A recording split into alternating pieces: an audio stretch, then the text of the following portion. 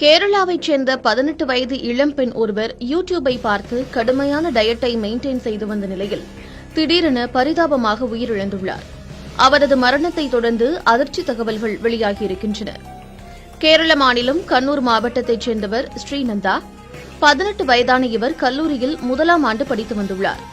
உடல் நலம் குறித்து அதீத விழிப்போடு இருந்த இவர் உடல் எடை அதிகரித்துவிடக் கூடாது என்று யூடியூபில் டயட் பிளான் குறித்து வீடியோக்களை பார்த்து அதில் ஒரு பிளானை தேர்வு செய்துள்ளார். வாட்டர் டயட் என்று கூறப்படும் தண்ணீர், பழங்களை மட்டுமே உட்கொண்டு சாப்பாட்டை அறவே தவிர்த்து வந்துள்ளார். ஏற்கனவே சராசரி எடையை விட குறைவாக இருந்த ஸ்ரீநந்தினி கடுமையான டயட்டை பின்பற்றியதோடு உடற்பயிற்சிகளையும் மேற்கொண்டதாக தெரிகிறது. இப்படி கடந்த 6 மாதங்களுக்கும் மேலாக உணவை தவிர்த்து வெந்நீர், பழங்கள் போன்றவற்றை எடுத்து வந்துள்ளார். உடல் எடை குறைந்து வருவதை கவனித்த குடும்பத்தார் எவ்வளவோ வற்புறுத்தியும் சாப்பாட்டை தவிர்த்த நிலையில் 5 மாதங்களுக்கு முன்பு மருத்துவமனைக்கு அழைத்து சென்றுள்ளனர். பரிசோதித்த மருத்துவர் நல்ல உணவை எடுத்துக் கொள்வதை உறுதிப்படுத்த வேண்டும், இல்லையேல் நிலைமை மோசமாகிவிடும் என்று அறிவுரை வழங்கி அனுப்பியுள்ளனர். தொடர்ந்து உடல்நிலை மோசமான நிலையில் 2 மாதங்களுக்கு முன்பு கோழிக்கோடு மருத்துவமனையில் அனுமதிக்கப்பட்ட நிலையில் ஸ்ரீநந்தினிக்கு சத்தான உணவும் மனநல அறிவுரையும் தேவை என்று கூறியுள்ளனர். அதன் பிறகு உடல்நிலை தொடர்ந்து மோசமான நிலையில் மூச்சுவிட திணறிய ஸ்ரீநந்தினி 2 வாரங்களுக்கு முன்பாக மருத்துவமனையில் அனுமதிக்கப்பட்டுள்ளார். உடல்நிலை கடுமையாக பாதிக்கப்பட்டதால் நேரடியாக ஐசியூவில் அனுமதிக்கப்பட்டு வெண்டிலேட்டர் உதவியுடன் சிகிச்சை அளிக்கப்பட்ட நிலையில் பரிதாபமாக உயிரிழந்தார். இதுகுறித்து மருத்துவர் கூறுகையில் 12 நாட்களுக்கு முன்பாக மிகவும் கிரிட்டிக்கலான கண்டிஷனில் ஸ்ரீநந்தினி அனுமதிக்கப்பட்டதாகவும் அப்போது அவரது உடலில் சர்க்கரை அளவு, சோடியம், இரத்த சர்க்கரையின் அளவு குறைந்து காணப்பட்டதாகவும் தெரிவித்துள்ளார்.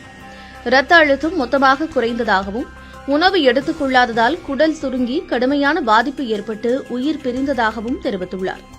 ஸ்ரீநந்தினிக்கு அனோரெக்சியா நெர்வோசா எனும் உணவு கோளாறு நோய் பாதிப்பு ஏற்பட்டிருக்கலாம் என்று சந்தேகிக்கும் மருத்துவர்கள் இந்த பாதிப்பு காரணமாக உணவை எடுத்துக் கொண்டால் எடை கூடிவிடுமோ, பருமனாகிவிடுமோ என்ற பயத்தில் உணவை தவிர்ப்பார்கள். இது ஒரு மனரீதியான பாதிப்பு என்று விவரிக்கிறார்கள். இந்த பாதிப்பு கொரோனா தொற்றுக்கு பிறகு அதிகரித்துள்ளதாகவும் மருத்துவர்கள் தெரிவிக்கின்றனர். இப்படியாக ஏற்கனவே எடை குறைவாக இருந்த ஸ்ரீநந்தா கடுமையான டயட்டை ஃபாலோ செய்ததால் உயிரிழந்தது பெரும் சோகத்தை ஏற்படுத்தியுள்ளது. அனோரெக்சியா நர்வோசா அப்படிங்கிறது basically it's a psychological problem. இது ஒரு பாடி இமேஜ் பற்றின ஒரு எக்ஸ்ட்ரீம் ஆங்ஸைட்டினால வர்றது. இதில் என்ன ஆகும்னா, ஹெல்த்தியாக இருக்கிறதுன்றது ஃபோக்கஸ் இல்லாமல் it is more of appearance. அதாவது நம்ம அப்பியரன்ஸை பற்றி ரொம்ப கவலைப்படுறதுனால, அந்த பாடி இமேஜ் பற்றி கவலைப்படுறதுனால ஹெல்த்தியாக இருக்கிறது, ஃபிட்டாக இருக்கிறத விட்டுட்டு ஜஸ்ட்டு ஒல்லியாக இருக்கணும் அப்படிங்கிற ஒரு வெறித்தனம் இருக்கும். அதனால் ஹெல்த்தியாக டெசிஷன்ஸ் எடுக்காமல் ஒல்லியாக எப்படி இருக்கிறது அப்படிங்கிறது, ஏற்கனவே ஒல்லியாக இருப்பாங்க ஆனாலும் இன்னும் ஒல்லியாகவே இருக்கணும், வெயிட் எங்கே ஏறிடணும் அப்படின்ற ஒரு அபரிதமான ஒரு பயம் இருக்கிறதுனால சாப்பாடு பசித்தாலும் சாப்பிட மாட்டாங்க. அப்படி ஒருவேளை சாப்பிட்டாலும் வாமிட்டிங் இன்டியூஸ் பண்ணிவிட்டு வாமிட் எடுத்துருவாங்க.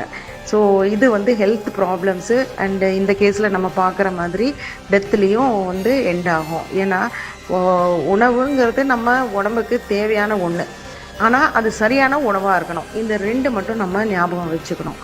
And with regular exercise body can be maintained. பாடியை நம்ம ஹெல்த்தியாக ஃபிட்டாக வச்சுருக்க வேண்டியது ரொம்ப முக்கியம்.